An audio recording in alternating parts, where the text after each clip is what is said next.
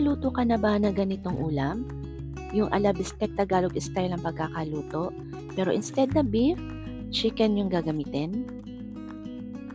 Hindi pa? Sakto, kasi yan yung lulutuin natin ngayon dito sa ating kusina.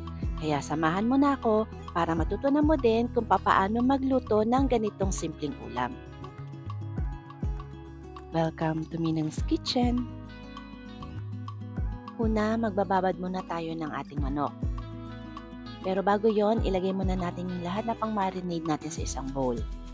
So, ilagay natin yung toyo, calamansi extract, chicken powder, at ground black pepper. Haluin lang natin na maigi. Pagkatapos niyan, at saka natin ilalagay yung ating chicken. Yung ginamit ko nga pala dito ay boneless thigh part. Pero any chicken cuts, pwede nyo naman gamitin. Pwede rin ng breast part kung yun yung mas type ninyo. So, ilagay na natin yan dito sa ginawa natin pambabad. Tapos, haluin lang natin yan na maigi. Just make sure na ma-absorb ng ating chicken meat yung ginawa nating pambabad.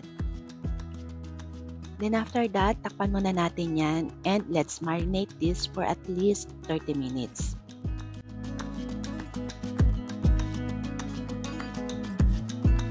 So pagkatapos natin yan mababad ng ilang minuto, tatanggalin naman natin ngayon yan sa pinagbabaran at patutuluin natin yung excess na liquid. Para mamaya kapag nagprito tayo, hindi rin siya masyadong matilamsik. Alam nyo mga kamina, yung isa pang ginagawa ko, pinipigaan ko yung meat para mas mailabas ko pa yung excess na liquid dito. Isang way din to para hindi siya matilamsik at saka magtubig during ng pagpiprito natin. So ayan mga kaminang, pwede na tayo magprito.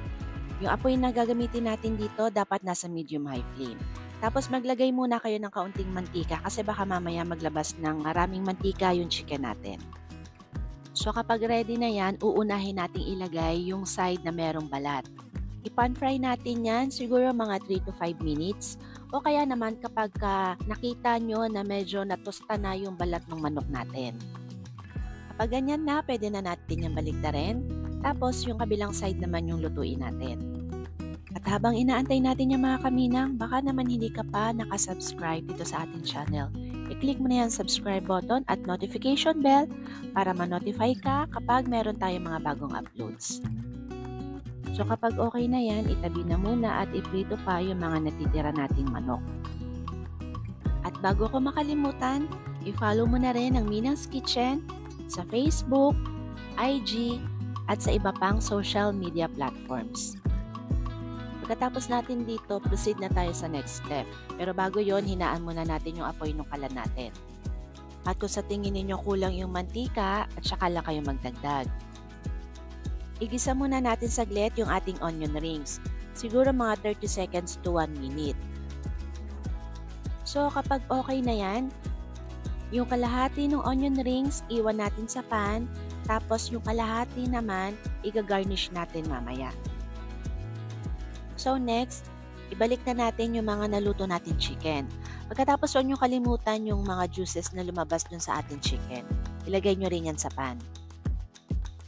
Pagkatapos, yung pinang-marinate nga pala natin kanina, isasama natin dito. Nakalimutan ko lang siyang magitin kanina na itabi. And maglalagay din tayo ng kaunting tubig. Basta mga kamina, huwag nyo kalimutan na i-scrape yung pan bago natin to lagyan ng takip. I-simmer muna natin to ng mga 5 to 8 minutes or hanggang ma-reduce yung liquid at maluto ng gusto yung manok.